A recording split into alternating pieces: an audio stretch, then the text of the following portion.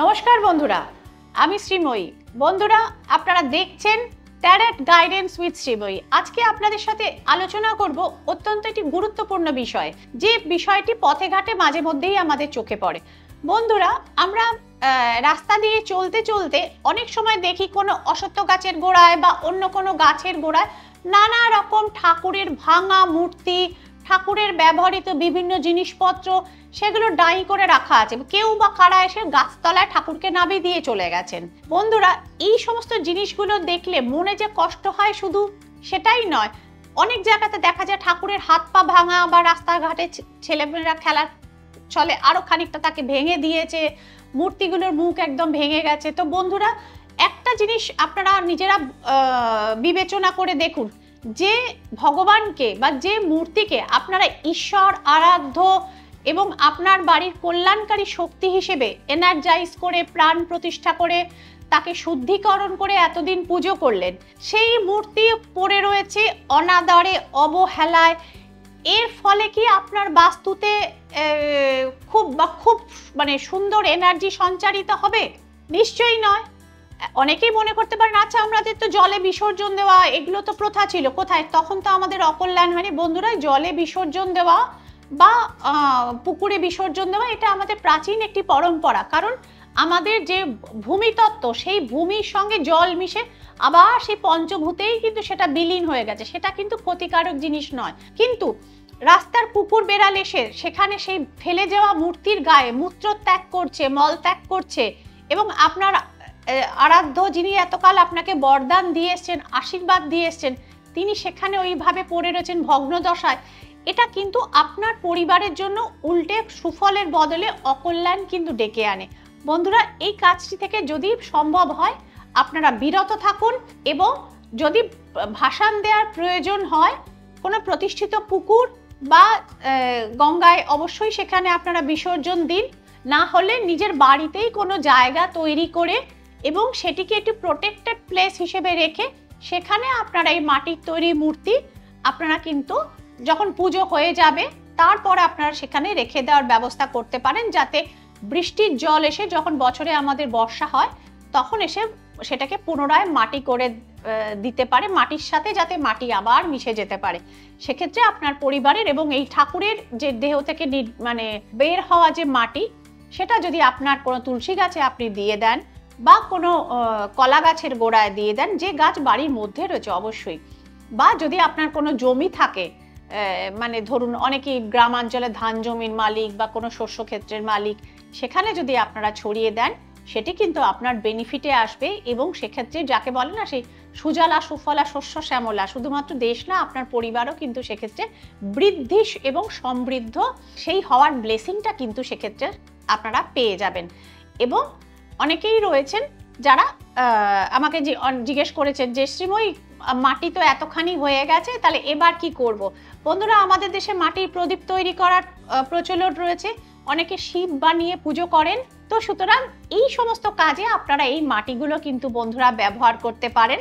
এটি নেহাতি একটি requested video ছিল বন্ধুরা। তো আপনারা জানলেন আপনারা এক্ষেত্রে কি করতে পারবেন। প্রদীপ বা যদি আপনারা ওই মূর্তির আকারে করতে পারেন তাহলে খুব ভালো।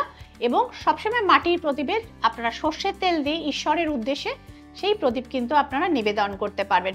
এতে আপনাদের সংসারেরও কিন্তু বন্ধুরা কল্যাণ হবে এবং দেবতার কিছু এক্সট্রা ব্লেসিংও কিন্তু আপনারা সেক্ষেত্রে আপনারা পেয়ে যাবেন। এবার বন্ধুরা চলে আসি ছোট্ট কয়েকটি বাস্তু টিপসে। অনেকেই আমাকে জিজ্ঞেস করেছেন যে শ্রীময়ী, মানে বাড়ি থেকে রোগ ব্যাধির প্রকোপ কিন্তু কিছুতেই কমছে না, সেক্ষেত্রে আমরা কি করতে পারি? ডাক্তার দেখাচ্ছি, কাজ হচ্ছে না, ওষুধ কিন্তু ঠিকঠাক মানে এবং চিকিৎসাটাও যেন ঠিকঠাক মতো হচ্ছে না, অথচ মেডিকেল রিপোর্ট কিন্তু ভালো, ভোগান্তি এবং জলের মতো অর্থ ব্যয় সেক্ষেত্রে হয়ে যাচ্ছে। তো আমি একটি রিডিং করছি, এই ধরনের একটি রিকোয়েস্টেড রিডিং রয়েছে। এই রিডিংটি রিকোয়েস্ট এসছে আমার কাছে বালুরঘাট থেকে। তো সেখানে আমি দেখে নিই এই রকম সমস্যা রয়েছে এবং এটি কেন হচ্ছে সেটাও আমি দেখাবো। বন্ধুরা, এক্ষেত্রে আপনার অনুমানটি সঠিক, অর্থাৎ কোনো কুনজর বা ইভেলাইজ লেগে গেছে আপনাদের পরিবারে এবং সেক্ষেত্রেই পরিবারের মানুষজনদের বারবার অকারণে অসুস্থতা এটা লেগে রয়েছে। এবং যেটা হয়েছিল যে স্বামী স্ত্রীর মধ্যে চূড়ান্ত অশান্তি হচ্ছে, কারণ আপনাদের রিলেশনশিপটা যথেষ্ট ভালো ছিল একটা সময়, এবং পাড়াপড়শি থেকে আত্মীয় স্বজন সকলেই কিন্তু আপনাদের এই রিলেশনশিপটা দেখে ঈর্ষা করতো, এবং অনেকেই বলে দিয়েছে বাবা এ তো শাহরুখ কাজলের জুটি। তো সুতরাং এই কথাটি আপনি আমাকে জানিয়েছিলেন। তো এই ক্ষেত্র থেকে আমি একটা জিনিসই বলবো, আপনাদের রিলেশনশিপের ওপর থেকে এই যে মানে বুড়ি নজর যেটাকে বলা হয়, অর্থাৎ ইভিল আইস, সেটাকে ইমিডিয়েট আপনারা কাটিয়ে নিন। এবং সামনে আমাবস্যার যে তিথিটি রয়েছে, অত্যন্ত স্ট্রং কাজ করা যায় এই সমস্ত নেগেটিভ এনার্জি বা কুনজর কাটানোর বা ইভিল আইস কাটানোর জন্য। এবং শ্রীময়ী যে ক্রিস্টাল থেরাপি বা ক্রিস্টাল যেটা রিলেশনশিপ রিকভারি আছে, প্রয়োজনে সেটা সাহায্য নিতে পারেন, যাতে রিলেশনশিপটি আবার সেই ঝগড়াঝাটি মিটে একটা পুনর্মিলন যে জায়গাটা সেটা কিন্তু আপনাদের মধ্যে হতে পারে। এবং আরেকটি জিনিসও আমি বলবো, এই যে রেগুলার বেসিসে এই যে অর্থক্ষতি অর্থাৎ অসুস্থতার কারণে এই যে অর্থ ব্যয় হচ্ছে, সেটিও কিন্তু এই কুনজর অর্থাৎ ইভিল আইসের প্রতিকার করলে সেটি থেকে ধীরে ধীরে ধীরে ধীরে কিন্তু আপনার কেটে যাবে। অর্থাৎ প্রতিকার করাবেন একটি এবং বেনিফিট পাবেন দুটি। একটি হচ্ছে শরীর স্বাস্থ্য সেক্ষেত্রে ভালো হয়ে জলের মতো অর্থ ব্যয়টা বন্ধ হবে, এবং হাজব্যান্ড ও ওয়াইফের এই যে আজকে কথা বন্ধ, এবং আপনি জানিয়েছেন আপনি 4 মাসের ওপর বাপের বাড়ি এসে রয়েছেন, স্বামী আপনাকে ফোন করেন না, সেটিও কিন্তু সেক্ষেত্রেও কিন্তু সেটি দূরীভূত হবে। তো বন্ধুরা, এই শ্রীময়ীর এই আলোচনাগুলো আপনাদের কিরকম লাগছে, এবং এই ঠাকুর দেবতা রিলেটেড ব্যাপারটি যেটি বললাম বিসর্জন সংক্রান্ত, এটি আপনাদের কতখানি বেনিফিটে আসলো অবশ্যই আপনারা জানাবেন ট্যারট গাইডেন্স উইথ শ্রীময়ীতে। এবং যারা দেখা করতে চাইছেন শ্রীময়ীর সাথে, শ্রীময়ীর সঙ্গে যোগাযোগ করে তার কাছ থেকে প্রতিকার এবং প্রতিবিধান পেতে চাইছেন, এই নাম্বারগুলিতে আপনারা যোগাযোগ করবেন। এবং একটি ইমার্জেন্সি হোয়াটসঅ্যাপ বুকিং নাম্বার রয়েছে, সেখানেও বুকিং করে অনলাইন বা অফলাইনের জন্য আপনারা অবশ্যই সেক্ষেত্রে যোগাযোগ করতে পারেন। যারা চাইছেন শ্রীময়ীর সাথে ডিরেক্ট কথা বলবো এবং সেটা অনলাইনেই বলবো, একটা তো অনলাইন কনসালটেন্সি আছে, এছাড়াও সিটিভিএন প্লাস চ্যানেলে সপ্তাহে 3 দিন শ্রীময়ী প্রোগ্রাম হয়, একটু দেখে নেবেন কবে প্রোগ্রামগুলি হচ্ছে, সেখানেও আপনারা লাইভে কথা বলবার জন্য চেষ্টা করে দেখতে পারেন। যদি লাক ক্লিক করে একদিন না একদিন শ্রীময়ীকে ফোনে পেয়ে যাবেন। ভালো থাকবেন বন্ধুরা, আনন্দে থাকবেন। হ্যাঁ, ঠাকুর দেবতা বিসর্জন দেওয়ার আগে এই ভিডিওটি কিন্তু অবশ্যই একবার ক্লিক করে দেখে নেবেন। নমস্কার, সকলে ভালো থাকুন।